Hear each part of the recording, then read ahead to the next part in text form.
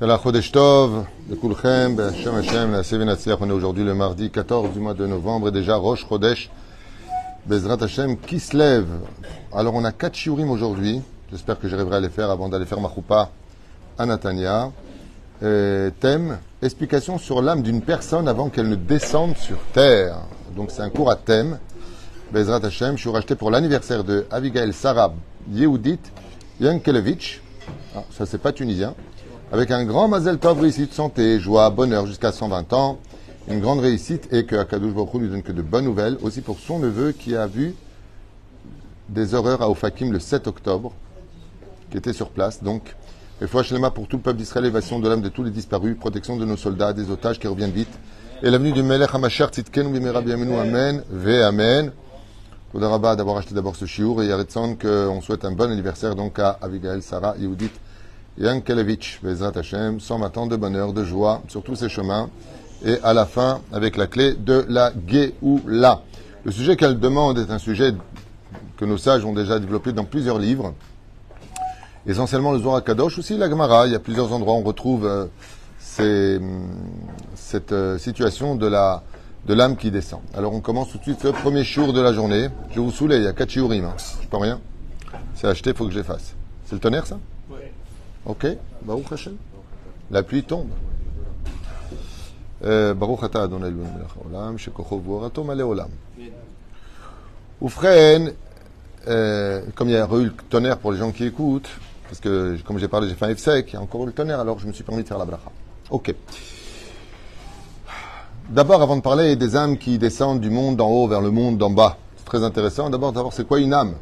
Mamash, mazé. Parce que quand on parle dans le judaïsme, on ne peut pas dire âme, et pourtant c'est ce qu'on dit dans la Torah. Il y a nefesh, ruach, neshama, nachon, chaya. Yechida, c'est que pour le Kohen Gadol, le jour de Kippour. Et de façon générale, chaque juif peut obtenir le niveau de nefesh, ruach, neshama et chaya. Chaya, en général, s'obtient uniquement le jour du Shabbat Kodesh.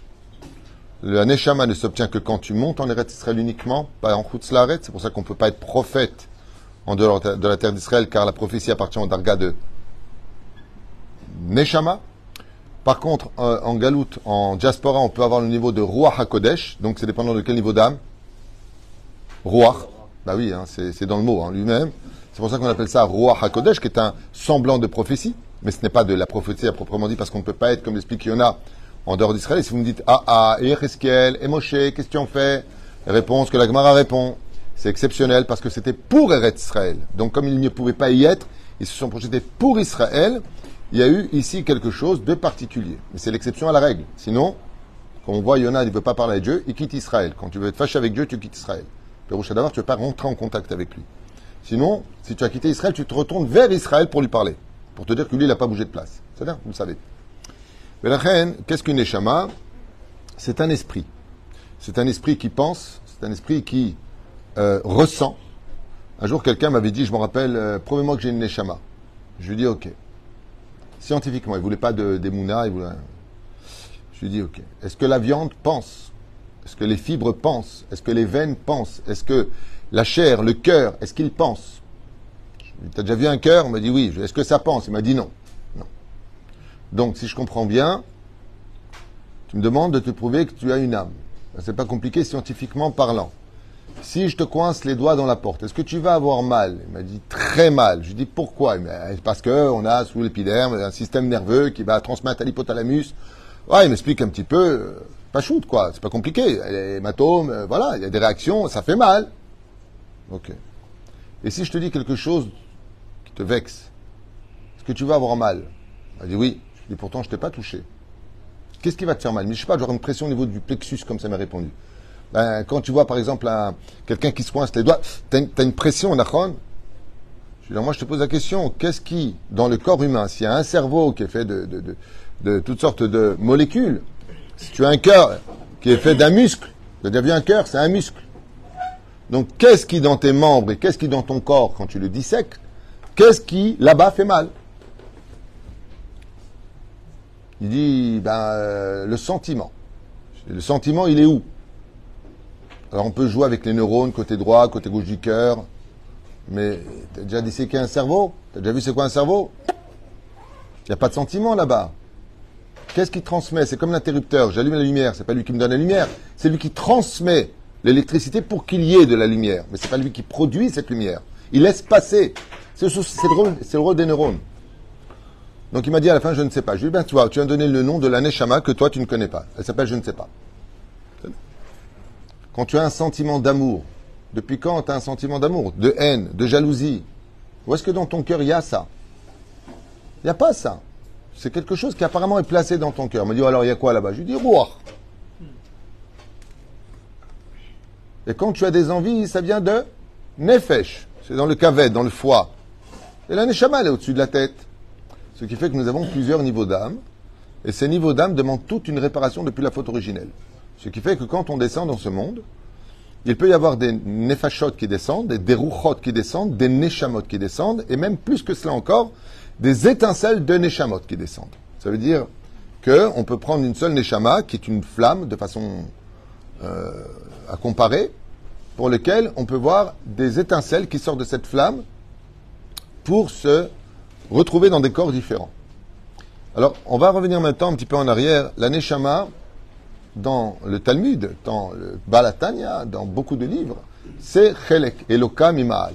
C'est-à-dire que, au niveau du Pshat, on pourrait dire que la Neshama est une partie de Dieu. Alors, à quoi ça ressemblerait? C'est un petit peu dur à imaginer parce que c'est pas ça du tout en plus. Donc, ce que je veux dire, c'est un peu l'opposé de, mais c'est tout ce que je peux dire qui pourrait ressembler à une explication pour les humains. C'est comme si que Dieu aurait pris une partie de lui et qu'il a formé l'âme. Voilà ce qu'on pourrait dire. Dieu, il a pris une partie de lui et il a formé l'âme. Le Rav Kook, il explique en disant, c'est l'idée d'Hachem d'avoir créé la vie. C'est-à-dire, qu'est-ce qu'une âme juive? C'est l'idée d'Hachem de créer la vie. Et pourquoi Dafka crée une âme juive? Parce que l'âme juive correspond à l'intensité spirituelle qui peut comprendre toute la Torah. Vous comprenez ce que je suis en train de dire? C'est un peu compliqué parce qu'on est dans des mondes ésotériques, dans un langage qui n'est pas très riche sur Terre. Parce que le niveau des âmes, c'est l'infini. Les paroles sont définies et significatives. Dans les mondes d'en haut, c'est à perte de vue. Comme l'a dit une fois Rabbi Eliezer, le Harizal, Rabbi Shimon Bar Yochai et bien d'autres. Il a fermé une fraction de seconde les yeux et quand il les a ouverts en regardant les mondes d'en haut, il a dit que si tous les roseaux, les arbres, les plantes étaient des roseaux et que tous les océans de la Terre seraient de l'encre, ça ne me suffirait pas pour écrire ce que je viens de voir en une seule seconde dans les mondes supérieurs. Donc si on fait l'image de quoi il parle, ça voudrait dire qu'on pourrait écrire une infinie de livres sur une seule seconde dans les mondes supérieurs. C'est-à-dire, donc quand on parle de monde supérieur, on est complètement plongé ici dans l'ignorance. On ne peut prendre que des bribes de ce qui se passe dans les mondes d'en haut. Et la Neshama vient du monde d'en haut, comme on l'a expliqué, du monde de la Beria, pour ceux qui sont venus au cours du Shabbat, qui fait partie des 4 mondes, Asiya, Yetzira, Beriut et Atzilut, et puis ensuite Ak, Adam Kadmon. Donc il y aura la suite, si Dieu veut, ce Shabbat, 7h15 avant la prière. Bezrat Hashem Itbarach, pour ceux qui veulent venir. Oufren, dans la création de l'âme, cette âme-là, elle a quelque chose de particulier, c'est qu'elle appartient à un monde de pureté absolue. Alors, je vous explique, c'est très important de le comprendre, ce qui n'est pas le cas des autres âmes. La différence, c'est que la Neshama, ce qu'on appelle Sitrat Degdusha, elle vient du côté de la Kedusha. Et c'est parce qu'elle vient du côté de la Kedusha qu'on comprend pourquoi on nous dit que c'est une partie de Dieu, car Dieu est Kadosh, Kadosh, Kadosh, Kadosh. C'est-à-dire, c'est dans ce sens que c'est dit. Et donc, Akadosh Baruch Hu, il a créé cette Neshama. On va essayer d'avancer parce que je pourrais rester des heures sur le sujet et c'est pas le but. Le but, c'est de savoir comment elle descend. Ken? Vadaï. Vadaï. Pourquoi? Non. C'est pour ça qu'à la fin des temps, Dieu viendra purifier l'atmosphère. C'est pour cela que nos Chachamim, attention quand tu bouges. C'est pour ça que nos Chachamim nous mettent en garde en nous disant que chaque faute que nous faisons pollue l'atmosphère. Et donc, quand notre Neshama respire, elle ne respire pas la Torah. C'est-à-dire, moi, j'avais fait plusieurs Shabbats à Bnei Brak, par exemple, où là-bas, ça respire la Torah, même si on peut trouver des petites fois à droite, à gauche, mais majoritairement, ça étudie la Torah. Tu n'as pas besoin de faire beaucoup d'efforts pour faire tchouva. Ça veut dire que tu respires la Torah.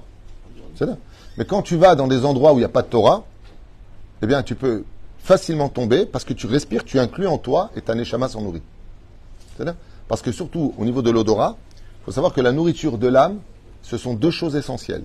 L'âme se nourrit de 2 choses sur Terre. Les champs et les odeurs. Alors les chants, c'est la neshama, parce que quand on entend une musique qui nous parle, on pleure. La neshama est très sensible aux notes, à la musique, et notre ruach est très sensible à l'odorat. C'est des sujets qui, encore une fois, j'ai pas envie de m'éparpiller, mais ce serait très intéressant, ceci étant, mais je préfère me concentrer sur le thème qui m'a été demandé. Et la reine, cette neshama, une fois qu'elle est créée, ben, il y a un gros problème. C'est que quand elle est créée, même si aujourd'hui il n'y a plus de nouvelles neshamot, quand elle est créée, elle kiffe. Mais elle kiffe pas comme vous pourriez l'imaginer. Rien dans ce monde ne peut être imaginable de la sensation de bonheur que vit cette neshama. Pourquoi? Réponse simple. Première explication. Parce qu'elle ressent Dieu complètement. Et quand tu ressens Dieu, tu es le plus heureux du monde. Rien sur terre ne peut t'intéresser. Quand vraiment tu ressens Dieu, pas tu mytho. Vraiment, tu as l'impression qu'à Kajou Mamash, il est là. Ni voiture, ni bonheur, ni femme. Rien dans ce monde, même pas enfant, ne peut t'apporter cette sensation de bonheur absolu qui se trouve de façon imagée, une lumière intense, de ressentir le Créateur du monde. Et le problème qu'il y a, ce qu'on appelle Nimtset Be'echale Hashem. Elle se trouve dans, on pourrait dire, le parvis dans lequel Dieu, on pourrait le ressentir. Parce que Dieu ne se trouve pas quelque part. Car s'il se trouve, ça veut dire que l'environnement comprend Dieu. Dieu est tout, Dieu est partout, mais Dieu comprend tout. Ce qui fait que cette Neshama-là, elle est dans un monde de lumière. Alors Zohar HaKadosh nous dit avec une couronne sur la tête, elle entend des chants, des couleurs que personne ne connaît. Elle est dans un monde qui est indéfinissable pour nous. Pour lequel, ceci étant, nous avons des livres qui nous disent que si une personne, écoutez bien ce que je veux dire, c'est dur à entendre, hein, si une personne devait vivre 120 ans des pires malheurs sur Terre, pires malheurs, maladie, tout ce que tu veux, perdre toute sa famille, ouais, pour vivre cela, ce ne serait pas considéré comme étant une épreuve ou une punition. J'ai un ami qui l'a vécu, mort clinique, qui est vraiment parti à une personne qui était très loin de la Torah. Il était avec une non-juive, il mangeait pas cachère, il faisait rien du tout de la Torah. Il a eu un accident de voiture et il raconte qu'il est sorti de son corps et ainsi de suite. Et il est rentré là-bas. Il a vu ça. Ce que je viens de vous dire, lui, il a vécu. Il n'y a pas tellement longtemps.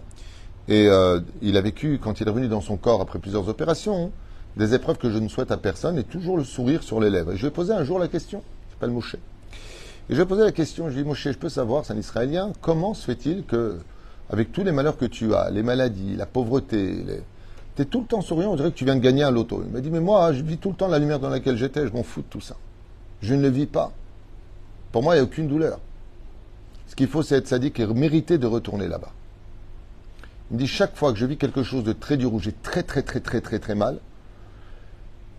le médicament est dans la main, et je ne le prends pas parce que je pense là où j'étais. Et je revis cette lumière et ça me guérit. Ça me guérit tellement j'ai de la joie. C'est comme les mains d'Avardomé. C'est comme si je t'annonce que tu as 1 million de shekels de découvert à la banque, mais de l'autre côté, on t'a annoncé que tu as gagné 1 milliard de shekels au loto. Qu'est-ce que tu en as à faire de ton découvert d'1 million de shekels? Tu viens de gagner 1 milliard. Donc, quelque part, celui qui sait d'où vient les neshamot, mais même pas en rêve, il se mettra à fauter sur terre. C'est pour ça qu'on dit Dieu t'a donné une neshama qui est pure, qui vient d'un monde pur. Tu veux retourner dans cette pureté? Rends-la pure. D'où la teshuva. D'où l'importance du libre arbitre, de venir ou pas faire la volonté d'Hachem. Non pas parce que Dieu, on peut discuter ou pas ce qu'il dit. Dieu est le roi, on doit faire ce qu'il dit. Mais Dieu ne veut pas du robotisme, ou pire encore, de la dictature. Certainement pas. Ce n'est pas par la force que la Torah doit pénétrer le cœur de l'homme, comme c'est marqué Rachman al-Libabae. Dans le judaïsme, je veux ton cœur. Si tu viens faire tchouva, je ne veux pas venir avec les moyens de la force, je veux que toi tu viennes avec force vers moi. C'est là? Comme un père qui va dire à son fils, si tu viens pas, je te donnerai pas le bonbon. Alors il vient, mais c'est pas très glorieux pour le père. Il vient pour le bonbon. Mais par contre, quand c'est comme ici des fois quand je suis assis et que les enfants ils viennent embrasser la main. C'est gentil. Alors je propose une sucette. Non, j'en veux pas.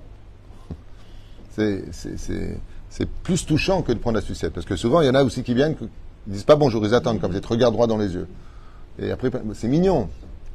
Mais le but, c'est vraiment de comprendre que cette Neshama-là doit retourner dans sa source. Ce qui fait que, quand un couple s'unit,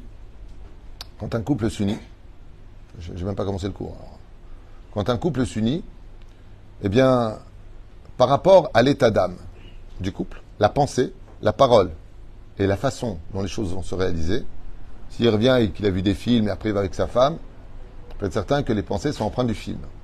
Et l'intention pendant l'acte va définir quel neshama on va t'amener.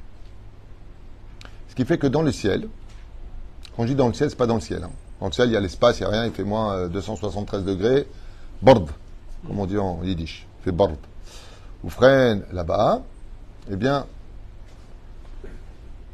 il y a un ange. Et cet ange s'appelle Laïla.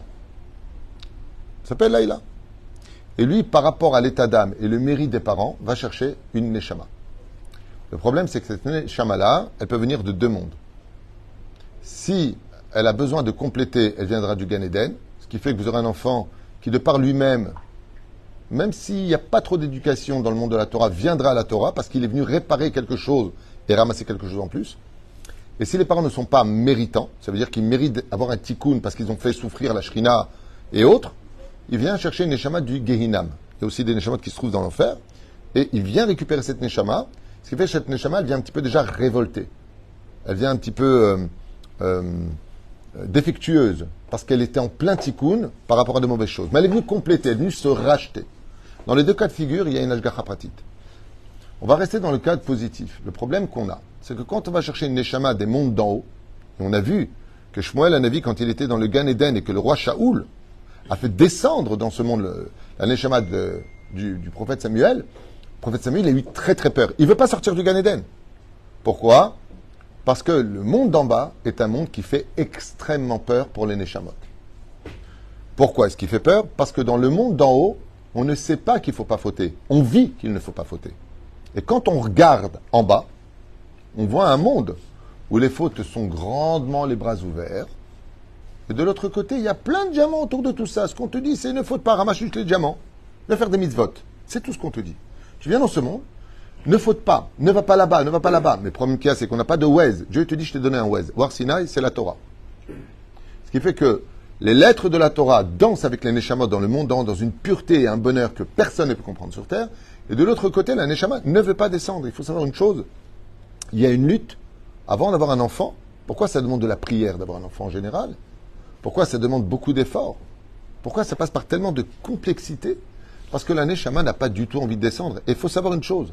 C'est que ce combat dont on parle, de la Neshama qui ne veut pas descendre, le Zohar nous dit que des fois, l'ange Laïla est obligé par la force de la faire entrer dans la semence de l'homme. Ce qui fait que la semence est stérile à la base. Au niveau de l'âme, il n'y a pas encore d'âme. Et il ne fait pas rentrer l'âme dans le fœtus quand ça se divise de 2 jusqu'à 64, jusqu'à former une matière. Non, non, c'est pas là-bas que ça rentre. Le Zohar Kadosh nous dit que cette Neshama est introduite dans le zéra de l'homme. Dans la semence de l'homme. Dans un seul spermatozoïde, une seule semence. C'est là-bas qu'elle est inclue. Imagine la Neshama dans le monde d'eau qui est infini, que l'on va réduire dans un monde défini, puant, petit, ridicule. Et c'est là-bas que la Neshama descend. Et qu'est-ce que lui dit l'ange pour le persuader? Il lui dit, comme ça dit le Zohar Kadosh, ainsi est la volonté de Dieu. La Neshama, quand elle entend ça, alors elle se plie, mais avec des larmes. C'est pour ça que l'enfant, quand il vient au monde, il pleure. Pourquoi est-ce qu'il pleure? On dit, tu sais, quand tu viens au monde, tu pleures et nous on rigole. Et quand tu pars, eh ben, toi tu rigoles et nous on pleure. Ben, c'est pas parce qu'il pleure à l'hôpital qu'on le dit. C'est parce que Béhémet, dès qu'on dit à une Neshama de descendre, elle pleure. C'est que les parents nous supplient, on va avoir un bébé. Et lui, il dit, d'accord, mais moi, vous voulez m'avoir, mais vous allez me mettre dans quelle école? Dans quel endroit vous allez me faire grandir? Déjà, 2 ans et demi, vous allez mettre un portable dans les mains, vous voulez m'emmener déjà au Gehinam? La Neshama, elle n'a pas envie de ça. Ce qui fait qu'il y a aussi un combat que je ne voulais pas développer, mais c'est un sujet très important. Il y a un combat entre les parents et la Neshama qui descend chez eux. Ce qui fait qu'à Kadosh Baruch Hu, quand on reçoit un enfant, comme l'a dit le roi David, on n'a que les enfants qu'on mérite. Il n'y a pas d'erreur dans les enfants. Heureux celui qui pourra dire le jour de la bar mitzvah de son fils, tu sais mon fils, si j'avais pu choisir moi-même le fils que j'aurais voulu, c'est toi que j'aurais choisi. C'est pas évident de dire cette phrase, je vous l'affirme aujourd'hui. Pas évident de dire, c'est toi Dafka que j'aurais voulu. Tout le monde va le dire, ah moi pas du tout, moi je peux le dire de mes enfants, je suis fier, ouais. Alors, pourquoi tu l'as dit hier, casse-toi de la maison et je peux pas te supporter. Soyons sincères, ok? Mais la reine qui est sa misée, cette Neshama va descendre par des mondes et se retrouver dans une semence pour lequel elle va maintenant se développer du monde de la spiritualité absolue dans le monde de la matière absolue. Donc vous imaginez un petit peu ce que c'est de la spiritualité dans la matière. Je vais expliquer ça avec une image, j'espère qu'elle sera à la hauteur de ce que les sages veulent nous dire. Imaginez que je prenne une puissante lumière, extrêmement puissante, et que je la mets dans un étui extrêmement opaque. La Neshama est très malheureuse. Ce qui fait que la nature de la Neshama, c'est de rechercher le bonheur qu'elle a. C'est pour ça qu'on est toujours à la poursuite du bonheur de façon instinctive. On veut les meilleurs hôtels, on veut bien manger, on veut un bon lit. Pourquoi? Parce que la Neshama vient d'un monde du bonheur. Donc on a instinctivement cette recherche du shalom, de la paix intérieure.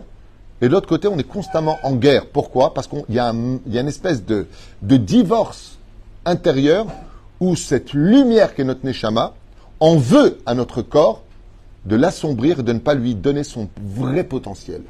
Ce qui fait que le corps est automatiquement en guerre contre l'âme, l'âme contre le corps, et le but de la Torah, c'est de faire le mariage entre les deux. C'est-à-dire d'inclure la spiritualité dans la matérialité, d'où les tefilines qui sont faits de matière, et on les embrasse. La mezouza, qui est faite de peau de vache, et on l'embrasse. Notre vie, Shabbat, avec la nourriture, ce qui fait que le corps a sa partie, et la neshama a sa partie. Maintenant, en ce qui concerne la descente, alors j'avais lu dans un livre que depuis, vous savez qu'il y a des mishmarot aussi dans le monde d'en haut. Comme quand il y a les élections, le ministre de telle et telle chose, il chance un autre ministre. J'avais lu que celui qui est responsable depuis le départ du Baal Shem Tov dans le monde des Neshamot, c'est le Baal Shem Tov aujourd'hui. Alors avant ça, c'était peut-être un ange, je ne sais pas qui y avait avant, j'ai cherché un petit peu dans le livre, je n'ai pas trouvé. Donc si quelqu'un sait, tant mieux, moi je ne sais pas.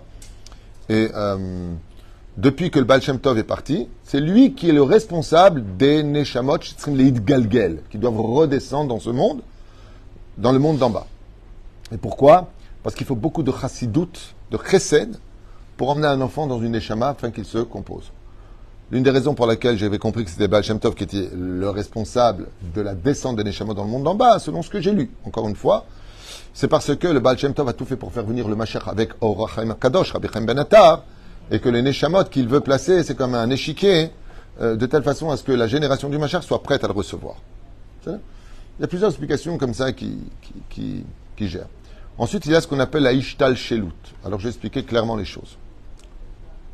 La Ishtal Shelut, c'est-à-dire comment est-ce que les choses vont se faire. C'est pas compliqué. Il y a 12 couloirs. Plus exactement 13. Il y a 13 couloirs dans lesquels les Neshamot descendent du monde d'en haut vers le monde d'en bas. D'après vous, c'est quoi ces couloirs? C'est les 13 tribus d'Hachem, non? Non. Non. Bon, on n'a pas le temps. Chaque mois, comme j'ai expliqué dans mon livre Les Mazalot, d'ailleurs que je ressors prochainement pour ceux qui en veulent, j'en ai recommandé 500, parce que c'est 2 fois rupture de stock, les 12 conduits correspondent au mois. Chaque mois influence sur le caractère de l'enfant. Ce qui fait que par rapport à sa réparation à lui, le pourquoi de sa descente, prenons un mois, le mois de Nissan, d'accord? Nos Chachamim nous disent, celui qui naît pendant le mois de Nissan en général, à l'image de Dieu, c'est quelqu'un qui aime donner, qui aime aider, de façon naturelle. Ce qui fait que quelqu'un qui est né au mois de Nissan, on ne peut pas lui dire « tu as un grand cœur, tu es généreux ». C'est sa nature de l'être. Chaque mois, dans celui qui est poisson, Hadar, ce sont des gens qui sont très réservés en général, qui ne se livrent pas facilement, qui ne se confient pas facilement. Ça ne veut pas dire qu'ils ne parlent pas, mais chaque personnage va correspondre à un caractère qui va plus se définir qu'un autre moi. Ce qui fait que l'ange là, quand il le fait descendre, il vient aussi avec son dossier judiciaire. Et il le fait descendre dans le couloir qui correspondra au mois, qui influencera sur lui, à la semaine, au jour, à l'heure, à la minute et à la seconde de sa naissance. Où chacun de ces temps-là va jouer un rôle prépondérant dans l'accomplissement de son mazal. C'est pour ça qu'il est impératif de ne pas provoquer des accouchements hors de leur temps si on n'a pas de raison valable. Comme par exemple, ça fait 12 mois qu'il est dans le ventre de sa mère. À un moment, il faut peut-être qu'il sorte. Mais si par exemple je pars en vacances, je préfère accoucher avant, je vais programmer parce que je pars en vacances, ça c'est pas bon, parce que tu vas falsifier le domaine du mazal. Mais si les médecins ils te disent, écoutez, on va programmer votre césarienne par exemple pour telle et telle date, parce qu'il est à terme, vous avez céder. Et c'est pareil pour les mariages. Je vais raconter l'histoire du Rav Shach. de ce Khatan qui n'arrivait pas à casser le verre une fois, 2 fois, 3 fois. Il a pensé que c'était un signe. Il lui a dit non, c'est un canard. C'est un signe. Dieu ne veut pas que je le casse. Ça veut dire que Dieu peut-être qu'il ne veut pas que je me marie. Il lui a dit maintenant tu vas le casser. Il a cassé la 4e fois. C'est que ça fait parler. Et les parents étaient un peu tristes d'avoir vu ça. Ils ont regardé Rav Shach. Rav Shach, non, vous n'avez pas compris. Vous n'avez pas compris. La cérémonie du mariage se finit avec la brisure de ce verre. Et après, c'est Mazel Tov. Eh bien, sachez que même le mariage, il a une heure précise. Et si 3 fois elle n'a pas réussi à le casser, il n'avait pas fini. Il fallait attendre cette seconde-là précise pour que leur mazal démarre. Toute chose a un temps, et chaque temps pour une chose. Mais la reine, cette neshama-là va descendre dans des couloirs qui correspondent à son mazal, dans une ishtal shilou dans le monde des sphirotes. Alors aussi, je m'explique. C'est pour ça que c'est très compliqué. Il y a 10 sphirotes, Keter, Chochma, Bina. Il y a une sphira, Ne'elemet, qu'on appelle Da'at. Ensuite, on plonge dans le monde d'en bas, les réparations que nous avons. C'est pour ça que toute notre Torah correspond toujours au chiffre 7. Shabbat, le 7e jour. Sheva Brachot, c'est le jour de deuil. C'est-à-dire, on ne va pas rentrer dans les détails. Chesed, Givura, Tiferet, Od, Netzach, Yesod et Malchut. Ce sont les sphirot, Tartonot, Ve'elionot. C'est-à-dire en haut et en bas. Chaque Neshama vient réparer une des parties de cette sphira. Ce qui fait qu'il y en a qui vont appartenir à Gvura, donc ils sont faits plus de feu, beaucoup plus nerveux sur terre. Il y en a qui vont venir de Chesed, il y en a qui vont venir d'un équilibre de Tiferet, il y en a qui seront tout le temps dans le côté artistique, c'est Hod, la beauté, la splendeur. Il y en a qui viennent de Netzach, il y en a qui viennent de Yesod, il y en a qui viennent de Malchut. Ce qui fait que dans le monde dans lequel nous nous trouvons, on passe aussi par des conduits spirituels au niveau des sphirotes sur lequel le monde tient. Et quand cette Neshama se produit ici, nous, on est un peu aveuglés. Ok, c'est bien beau tout ça, j'ai entendu, super sympathique, oh, super. Nous, comment moi je peux savoir, comment je peux aider cette Neshama? Réponse, fais ce que te demande la Torah, car la Torah répare toutes les sphirotes et tout le monde. Tout ce que je viens de dire est inclus dans la Torah. Ce qui fait que quand votre enfant va commencer à étudier la Torah, le mot Torah veut dire montrer du doigt, le chemin à suivre. Ensuite, qu'est-ce qu'on a? On va réparer déjà le plus haut degré, qui est la Neshama. La Neshama. La Neshama, c'est du mot Mishnah. Apprends-lui la Torah orale, les Mishnayot. Ensuite, la Gemara, les Halachot. Altikre Alichot et la Halachot. Ne lis pas je lis des Halachot, et là je marche. Altikre Alichot. Ne lis pas je marche, pardon. Lis Halachot. La meilleure façon de marcher sur terre, c'est de se confier. Si tu respectes tous ces principes de la Torah, alors automatiquement tu auras fait ce qu'il faut pour le degré des Neshamot, et peu importe ni d'où elles viennent, ni par où elles sont passées. Nous, notre rôle, ce n'est pas de chercher d'où vient cette Neshama, de quel Gilgul elle vient, de quel couloir elle correspond, est-ce qu'elle vient du Gan Eden ou du Gehinam. Ce sont des pertes de temps au niveau du judaïsme. Nous, ce qui compte, c'est dans quelle projection on l'amène. C'est pour ça que la lettre de Bereshit commence par la lettre Bet d'Ilzohar Kadosh dans le Tikkun HaZohar. En haut, c'est fermé, derrière, c'est fermé, en bas, c'est fermé. Qu'est-ce qui est ouvert? Devant. Alzen Emar. Renvoie la mer et prends les oisillons. C'est quoi la mer? C'est la source. Rentre pas dans les gilgoulim et de qui tu es la neshama. Rentre pas là-dedans. C'est intéressant. On peut en parler. De qui on est et pourquoi on est. Et on comprendra pourquoi nos souffrances. Pourquoi est-ce que lui, il a plus de chance que moi? Pourquoi est-ce que lui, il s'est marié avant moi? Pourquoi est-ce que lui, il a 6 enfants et j'en ai encore pas? Pourquoi? Tout ça correspond à des tikkunim. Ce qui fait que si vraiment tu as confiance en Hachem, de ton côté à toi, fais Torah Mizot Masim Tovim, parce que le seul grand perdant de celui qui continuera à vivre dans son obscurité, il aura tout simplement tué son âme. Son âme, ça veut dire quoi, tuer son âme? Qu'est-ce qui tue le plus une âme? Si on revient en arrière, qu'est-ce qu'elle fait l'âme? Elle est extrêmement heureuse là-haut. Bonne réponse. C'est pour ça que la tristesse est considérée comme un crime dans le judaïsme. Il n'y a pas de désespoir. Pourquoi? Parce que la tristesse, c'est quand j'éteins mon âme. Ne laisse jamais qui que ce soit éteindre ton âme. Aucun pogrom éteindre ton âme. Aucune douleur éteindre ton âme. Ne laisse pas tes nerfs l'emporter sur ton âme. Parce qu'en réalité, ton âme aime l'harmonie, la musique, l'amour, le shalom. L'âme est pure. Et c'est ça qu'on doit offrir. Et cet élément de joie se trouve dans la Torah et les Mizot Masim Tovim. On peut le trouver dans l'euphorie de l'impureté, avec des danses qui veulent dire n'importe quoi, faire n'importe quoi, et se donner l'impression d'être heureux.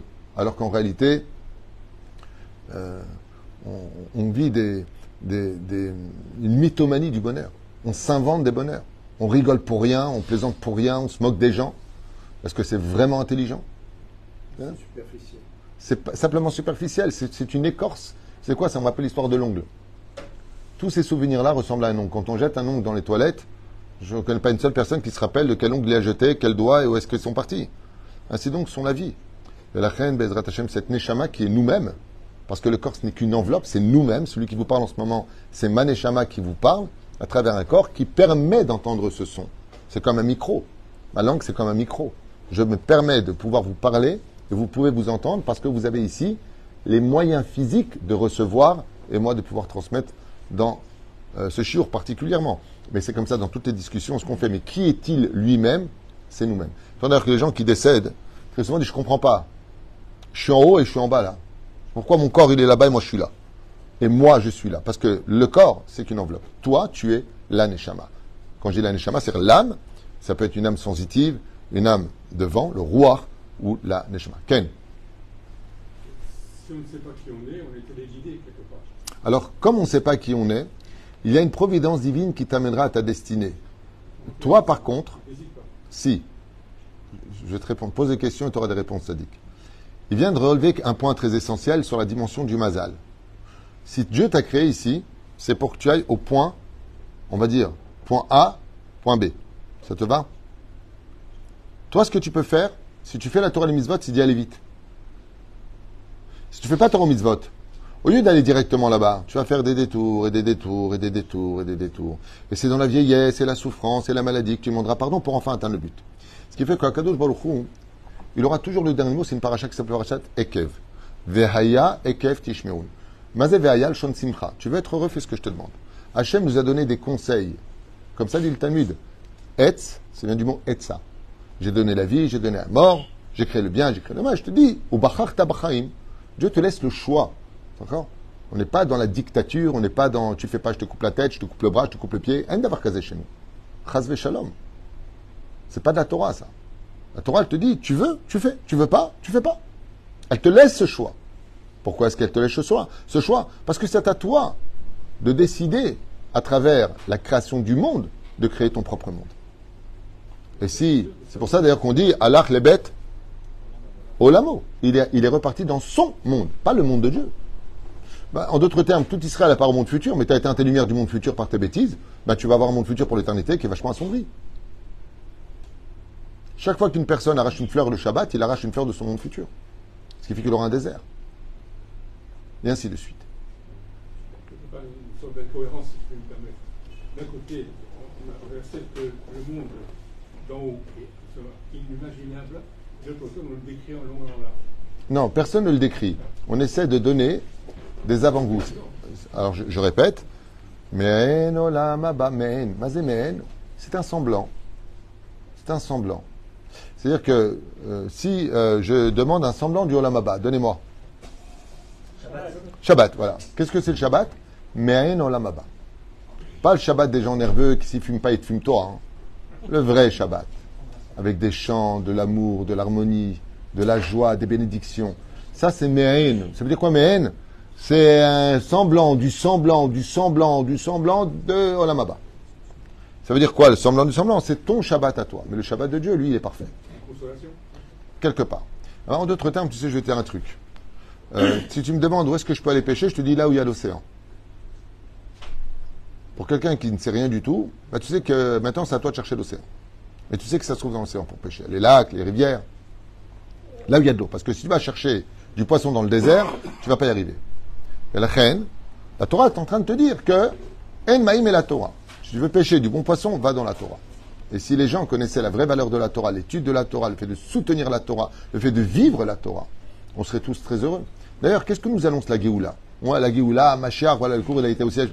C'est quoi? Eh bien, la Géoula va nous permettre de mieux étudier la Torah dans la sérénité. Voilà tout ce que nous apportera à la fin la Géoula. Un monde de lumière, de réponse, mais plus de sérénité, plus de paix, moins de problèmes de parnassa, moins de problèmes de maladie, plus de problèmes de ceci. Ok? C'est ça que ça nous apporte. Pourquoi faire? Pour mieux étudier la Torah. En fin de compte, le plus grand des cadeaux qu'un homme puisse se faire, c'est donner le luxe à sa propre personne de pouvoir côtoyer la Torah et de la vivre. Et alors? Ça n'a pas de rapport avec ça. Eux, ils ont eu leur Géoula.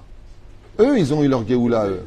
Tu sais, comme l'a dit Rabbi Akiva quand on était en train de dépecer, il a répondu, j'ai attendu ça toute ma vie. Eux, ils ont eu leur Géoula. Est-ce que nous, on a eu le mérite? C'est là qu'est toute la question. Moi, mon Rav, quand je lui demande est-ce qu'il attend la Géoula, il m'a dit oui, parce que c'est une mitzvah. Je lui ai dit pourquoi tu n'en as pas besoin? Il m'a dit mais je suis assis, j'étudie toute la journée. Anicha est ta Géoula. Pardon?